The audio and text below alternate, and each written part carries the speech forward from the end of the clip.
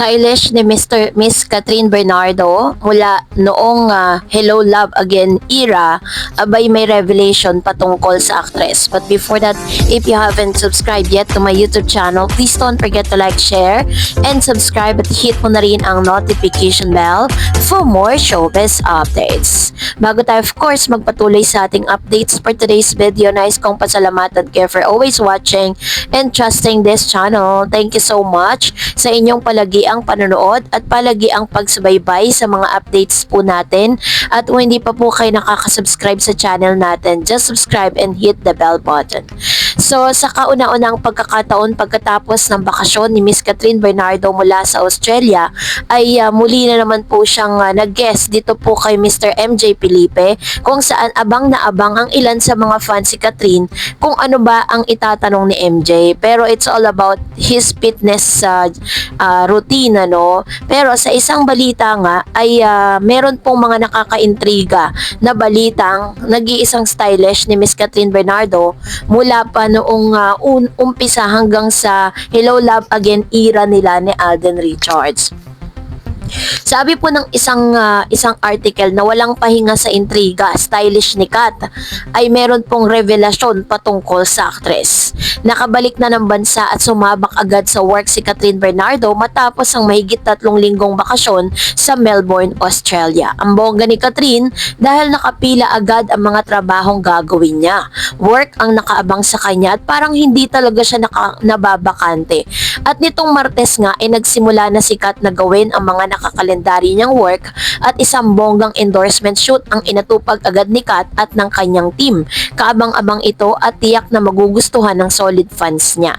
Isa sa mga stylist ng actress na pinsan na nalilink sa kanyang politikong si Mayor Mark Alcala ang unang nag-post sa social media ng ganap ng Asia Superstar nitong Tuesday morning. Nag-post din ang manager ng actress na si Lulu Romero na photo at video ng kanilang muling pagkikita after ilang weeks. Muli silang nagkita ng dalawin ni Lulu ang anak-anakan sa shoot nito mula sa almost 3 weeks vacation.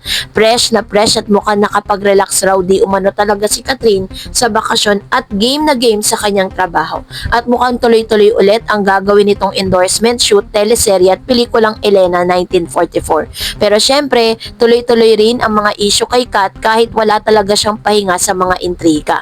So sabi nga dyan, welcome back nila itong si Miss Catherine. Pero isa sa mga revelation na talaga namang inamin nitong stylist ni Miss Catherine Bernardo patungkol sa actress ay siya po ang naging tulay between dito po sa sinasabing di umano, kasi hindi pa naman talaga confirm na nalilink dito po kay Miss Catherine Bernardo na si Mayor Mark Alcala. Siya po mismo ang nagpakilala at siya ang naging daan kung bakit naging magkaibigan si Mayor Mark Alcala at ito pong si Miss Catherine Bernardo. So sa mga nagtatanong lang paano sila nagtagpo ng landas samantalang magkaiba sila ng lugar, isang Nueva Ecija at isang Lucena City. Yun po ang naging daan kung bakit po sila nagkaroon ng communication. So kahit nga daw po ayaw lumantad ni Yorme, nakapalo pa rin sa BFF ni Catherine. Ito pong si Yorme. Ang talas talaga ng mga mata ng netizen, dahil baka naman kasi nakatambay lang talaga sila sa social media account ng politikong nalilink kay Catherine Bernardo. Napansin kasi ng mga memang cyber citizen na nakapalo na sa Instagram account ng BFF ni Catherine na si Aris De Santos, si Mayor Mark Alcala. Syempre, matagal nang nakapalo ang alkalde sa IG na mag-inang Kat at Min Bernardo. At dahil nga sa pagpalo ni Yorme sa BFF ni Kat na taga-Australia, naghinala tuloy ang mga intrigerang online savvy na baka totoo nga raw ang pagkikita at pagbabanding nila sa bansang yon. So pinagchichismasin pa rin po ang mga bagay na yan. Pero syempre, dun pa rin po tayo sa isang konkreto at matibay na resibo.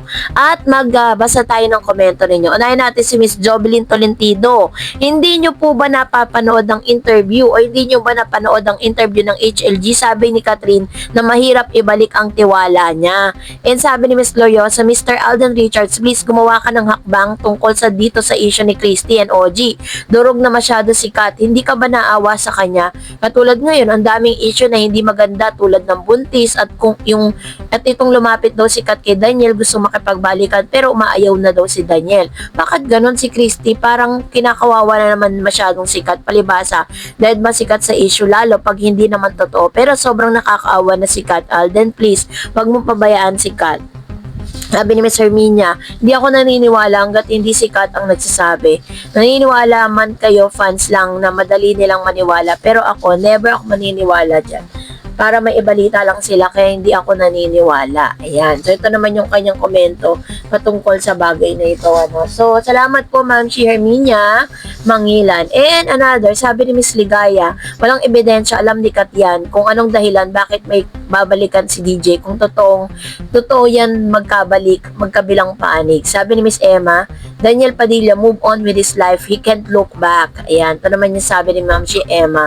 And another, sabi ni Miss Glorioso, Christopher, minsan ka mang lupalop nung panahon na nagko-contract signing si Kat sa ABS-CBN na sobrang iyak niya sa ginawa ni Daniel. Nasaktan Christy si Kat. Kaya sobrang payat niya. Nakikita ng mga netizen ang daming galit kay Daniel ngayon. Ito kayo gumagawa ng issues, ang panig kayo kay Daniel. May konsensya ka ba, Christy? For example, anak mo si Kat at nakita mong nangyari sa kanya. Gugustuhin mo pa bang magkabalikan sila, Christy? Ina ka rin, for God's sake, tumigil na kayo sa pang-aapi kay Catherine. Yan, ito naman yung kanyang komento patungkol sa bagay na ito, ano? So, salamat Miss Glorioso.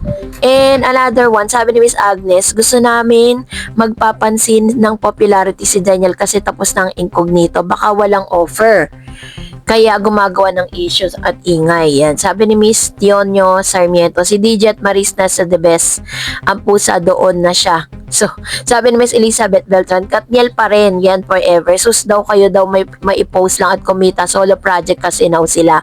Wait nyo na lang sa pagbabalik ng Katniel. Sabi ni Miss Jesus Otadoy, bakit gumagandi si Kat kay DJ?